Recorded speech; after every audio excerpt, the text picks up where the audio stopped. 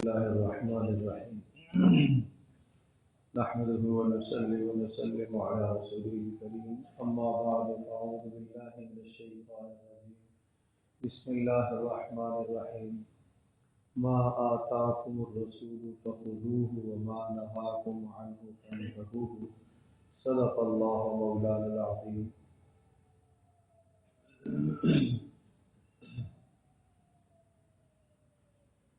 اللہ تبارک و تعالیٰ کا ارشاد گرامی ہے ما آتاکم الرسول، جو چیز تمہیں رسول دے اسے لے لو، وما نہاکم، اور جس چیز سے تمہیں رسول روک لے فانتہو، اس سے رک جاؤ۔ یہ اللہ کا حکم ہے کہ جو چیز تمہیں رسول دے اس کو لے لو، اور جس چیز سے تمہیں رسول منع کرے اس سے باز آ جاؤ۔ صحابہ کرام رضی اللہ عنہم اجمعین بہت ساری باتوں میں اس آیت مقدسہ کو ایک دوسرے کو پڑھ کر سنایا کرتے تھے۔ جب کوئی حوالہ پوچھتا کہ قرآن مجید میں یہ کہاں لکھا ہے، قرآن مجید میں اس مسئلے کا حکم کہاں موجود ہے، تو صحابہ کرام رضی اللہ عنہم اجمعین اس آیت کو پڑھتے، ما آتاکم الرسول فخذوہ، کہ قرآن میں جو یہ تو لکھا ہوا ہے کہ جو چیز رسول تمہیں دے اس کو لے لو، اور جس چیز سے تمہیں رسول منع کرے اس سے باز آ جاؤ۔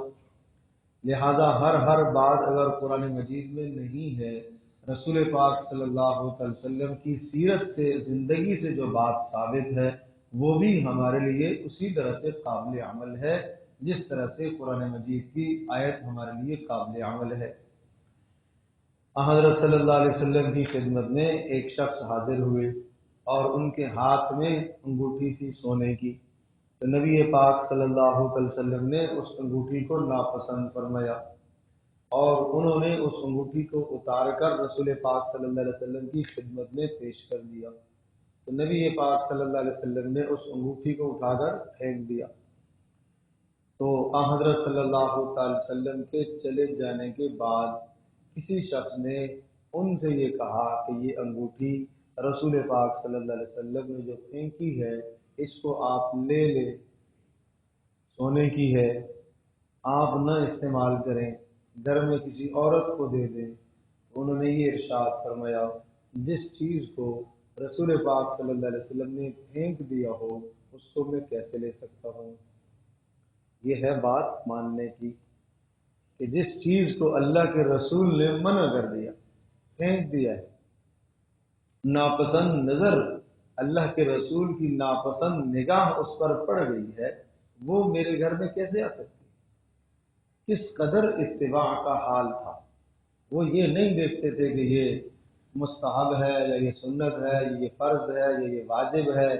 آج ہمیں شیطان 10 ہیلے سمجھاتا ہے، بھائی یہ فرض تو نہیں ہے نا، چلو کوئی بات نہیں، بھائی یہ واجب تو نہیں ہے نا، چلو کوئی بات نہیں، اچھا سنت ہی تو ہے۔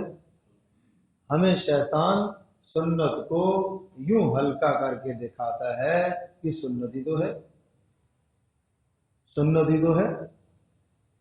وہاں سنت کی پیروی کا یہ حال تھا کہ عبداللہ بن عمر رضی اللہ تعالی عنہما، ان کے بیٹے نے ایک مرتبہ اتنا سا لفظ کہہ دیا، عبداللہ بن عمر نے سنایا کہ رسول پاک صلی اللہ علیہ وسلم لوکی کو پسند فرمایا کرتے تھے، اور انہوں نے یوں کہہ دیا کہ مجھے تو پسند نہیں ہے، ساری زندگی بات نہیں کی بیٹے سے، کہ میں تمہیں کہہ رہا ہوں اللہ کے رسول کی پسند تھی اور تو کہہ رہا مجھے پسند نہیں ہے، تو کہہ رہا مجھے پسند نہیں ہے۔ مر مٹنے والے تھے رسول پاک صلی اللہ علیہ وسلم کی زندگی پر، قربان ہونے والے تھے وہ لوگ۔ ہم اپنی زندگی کا جائزہ لیں کہ ہم کہاں کھڑے ہیں۔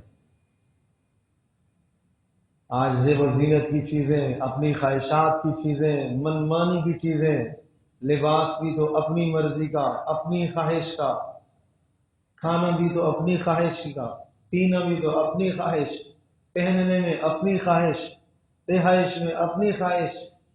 کہاں گئی رسول پاک صلی اللہ علیہ وسلم کی سیرت اور زندگی؟ اللہ کے رسول نے زندگی کا ہر عمل نہیں بتایا، کس لیے رسول آتے ہیں؟ وما ارسلنا من رسول الا لیطاع باذن اللہ، رسول اسی لیے بھیجا جاتا ہے کہ اس کی اتباع کرو، اس میں تمہارے لیے کامیابی ہے۔ رسول پاک صلی اللہ تعالیٰ علیہ وسلم کی زندگی کے علاوہ اللہ کو کوئی زندگی پسند نہیں، کوئی زندگی پسند نہیں۔ جو رسول پاک صلی اللہ علیہ وسلم نے منع فرمایا وہ چیز اللہ کو کبھی بھی پسند نہیں ہے۔ وہ جتنی ہمیں اچھی لگے، جتنی ہمیں خوبصورت لگے، جتنی ہمیں بہتر نظر آئے، اللہ کے نبی نے جس سے روکا ہے اس سے رک جاؤ، اپنے گھروں کو بھی روکو۔ تو انگوٹھی کی بات عرض کر رہا تھا، ہاتھ میں آج جوانوں کی ہاتھوں میں نظر آتے ہیں، کڑے پہنے ہوئے نظر آتے ہیں، گلے کے اندر لاکٹ نظر آتے ہیں۔ یہ جوانوں، یہ مردوں کے لیے حرام ہے، ناجائز ہے۔ مرد کو صرف اور صرف چاندی کی انگوٹھی کی اجازت ہے، فرض نہیں، واجب نہیں، اجازت ہے۔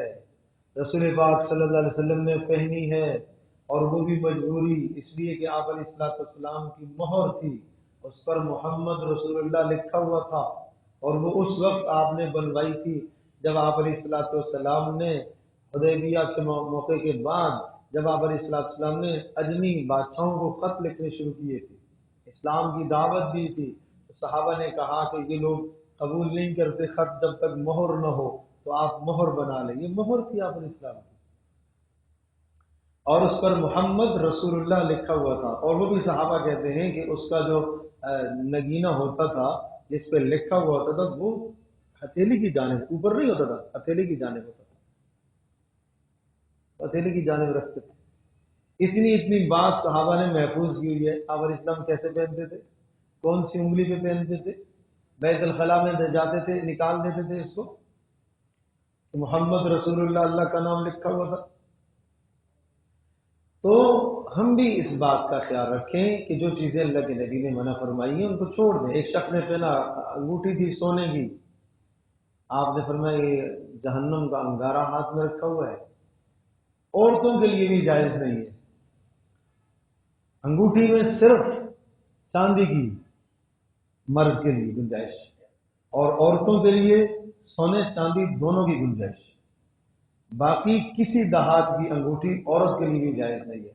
ہاں، عورت کا کان کا زیور، ناک کا، گلے کا، وہ باقی دہاتوں کا بھی جائز ہے، سونے کا، چاندی کا، پیتل کا، کسی اور شے کا جائز ہے، لیکن انگوٹھی عورت کے لیے سونا چاندی، صرف سونا چاندی، اور مرد کے لیے صرف چاندی بس۔ اور باقی جو ہے یہ ہاتھوں میں پہننا، چاہے کالا ہو، چاہے نیلا ہو، چاہے پیلا ہو، چاہے کپڑے کا ہو، چاہے کسی کا ہو، یہ چیزیں مردوں کو زیب نہیں دیتی۔ یہ گلے میں پہننا یہ مردوں کو زیب نہیں دیتی، یہ کانوں کا چھدوانا یہ مردوں کو زیب نہیں دیتا، یہ مردوں کے کام نہیں ہے۔ ان چیزوں سے اپنے آپ کو روکو، اپنے بچوں کو منع کرو۔ یہ فیشن پرستی اچھی نہیں ہے۔ ہاں، فیشن، رسول پاک صلی اللہ علیہ وسلم نے خوبصورتی کو پسند فرمایا۔ آپ نے فرمایا جس کے بال ہیں وہ بالوں کا اکرام کرے۔ آپ علیہ السلام بالوں کو خوب تیل لگاتے تھے، اتنا تیل، صحابہ کہتے ہیں کہ آپ علیہ السلام کی پگڑی مبارک کے اندر ٹوپی کے نیچے کپڑا ہوتا تھا اور وہ تیل سے تر رہتا تھا، اتنا تیل لگاتے تھے، اتنا تیل سر میں لگا ہوتا تھا۔